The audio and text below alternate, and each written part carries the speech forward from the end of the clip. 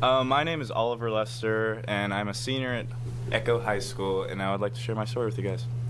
Okay, so when I was just a boy, we'll call it around 12 or so, I was faced with a tragedy that no person of that age, such a vulnerable age, should really ever have to face. That tragedy was the early suicide of my mother.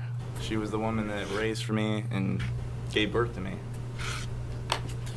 Well, the suicide, it shot me into it gave me a reality check. It catapulted me into an existence that I really had no business of being a part of. You know, it showed me that life, like all things, is it's 100% temporary. You know, for better or worse, it's always going to be temporary.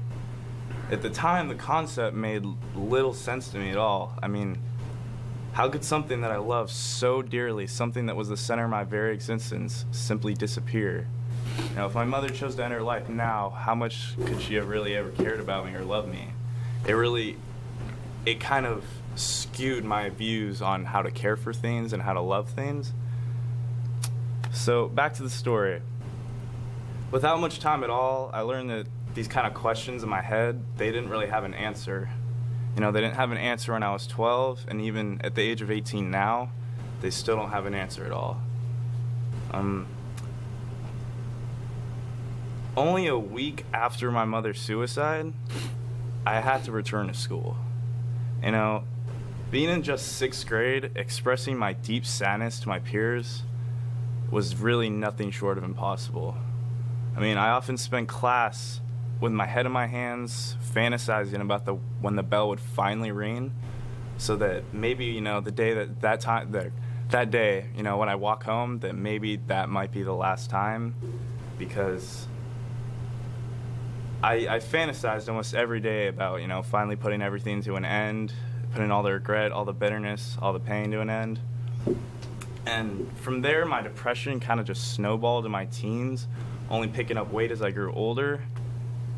And I can recall most nights lying wide awake with my thoughts racing through my head, just driving me to the point of madness. And mornings were, however, even proved to be harder, because waking up and just not having the confidence or the ambition to fulfill my day, it got worse and worse from there. And with my grip on life kind of, you know, hanging by a thread, my education plummeted, and it kind of just slowly spiraled down into this, like, endless abyss almost, and I kind of really just began to lose hope on everything. And by the time I arrived in high school, my relationship with school and education was rather petty. I mean, I skipped nearly every class period and had absolutely no care in the world about anything. And I resented the teachers that even tried to help me due to the teachers that didn't help me in the past. And I had absolutely no hope for my future until I was introduced to a man named Jed Schaefer.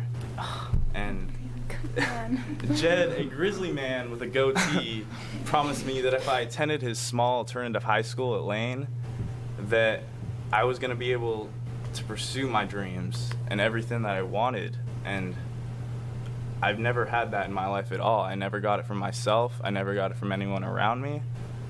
And he promised me, above all else, that I would graduate.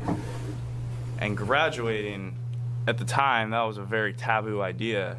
I mean, what was even more bizarre was that the idea that an adult and a teacher, he believed in me. He believed in me in a time when I didn't believe in myself, and I didn't have faith in the world around me. This man that I never met before told me that I would have the opportunity to pursue my dreams with the power of myself and the power of him and the power of the fifth-year opportunity. Another thing that he promised me was acceptance. He promised me acceptance by my peers, my teachers, and above all else by myself. You know, Jed Schaefer helped me realize that there was still hope that my dreams were possible, and despite everything, that I still had a chance. And now, sitting here nearly 4 months away from graduating, after going through Echo and the whole program, I'm at a point in my life where I can truly say that I am no longer afraid. I'm no longer afraid of failure, and I'm no longer afraid of my own self-destructive habits. I have a divine hope for my future, and I plan on attending college next fall. And I thank you guys for listening to my story, and I trust you guys will make the right decision.